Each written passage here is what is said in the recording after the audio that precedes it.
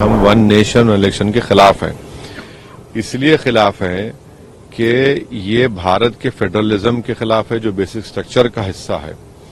और स्टेट्स जो है ना, वो कोई पोटेंटेट्स नहीं है। एक स्टेट एक अलहदा बाज़ाब्ता इंडिपेंडेंट यूनिट है। हर 6 महीने में चुनाव होगा तो जनता का फायदा होगा ना इसमें, कि सरकार उनको वोट हासिल करने के लिए अपनी पॉलिसीज को चेंज करेगी, पेट्रोल की कीमतों में कमी आएगी, नई स्कीम का अनाउंस करेगी। इससे होगा क्या कि जितने रीजनल पार्टीज हैं कमजोर पड़ जाएंगे, क्योंकि लोकल विधानसभा के चुनाव में इशू अलग होगा, पार्लियामेंट के चुनाव में इलेक्शन मुद्दा अलग होगा, फिर लोकल बॉडीज में अलग होगा।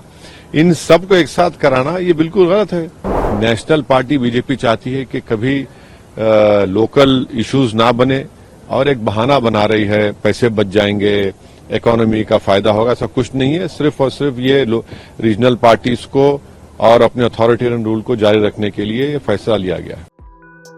पीएम मोदी की अध्यक्षता में केंद्रीय कैबिनेट की बैठक में एक राष्ट्र एक चुनाव को मंजूरी दी गई है। इस फैसले के बाद इस विधेयक को सरकार शीतकालीन सत्र में सदन में पेश कर सकती है। इस फैसले के बाद विपक्ष ने सरकार के खिलाफ मोर्चा खोल दिया है। इस पर बोलते हुए AIMIM प्रमुख अजदुद्दीन ओवैसी ने कहा कि हम इसके खिलाफ हैं। जिस कमेटी के सामने ये लाया गया था, कोविंद हमारे एक्स प्रेसिडेंट थे, उसके सामने हम जाकर हमारी पार्टी तरफ से दिए कि हम वन नेशन इलेक्शन के खिलाफ हैं। इसलिए खिलाफ हैं कि ये भारत के फेडरलिज्म के खिलाफ है, जो बेसिक स्ट्रक्चर का हिस्सा है। और स्टेट्स जो है ना, वो कोई पोटेंटेट्स नहीं है। एक स्टेट एक अलहदा बाज़ाब्ता इंडिपेंडेंट यूनिट है। और तीसरा ये है कि पैसे बचेंगे। क्या पैसे कैसे बचेंगे? पैसे तो अलॉट होते हैं हर इलेक्शन चुनाव के लिए।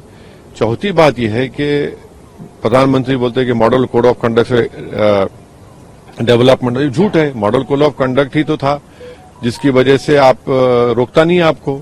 और अगर हर 6 महीने में चुनाव होगा तो जनता का फायदा होगा ना इसमें, कि सरकार उनको वोट हासिल करने के लिए अपनी पॉलिसीज को चेंज करेगी, पेट्रोल की कीमतों में कमी आएगी, नई स्कीम का अनाउंस करेगी।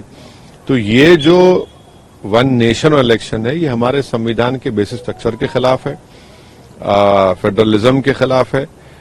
और इससे होगा क्या कि जितने रीजनल पार्टीज हैं कमजोर पड़ जाएंगे, क्योंकि लोकल विधानसभा के चुनाव में इशू अलग होगा, पार्लियामेंट के चुनाव में इलेक्शन मुद्दा अलग होगा, फिर लोकल बॉडीज में अलग होगा।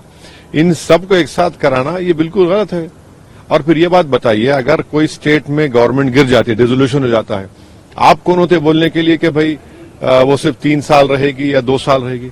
कोई भी सरकार 3-2 साल में काम कर पाएगी? ये तो जनता का राइट है कि उसको पूरा टेन्योर मिले और फिर वो काम करके दिखाए।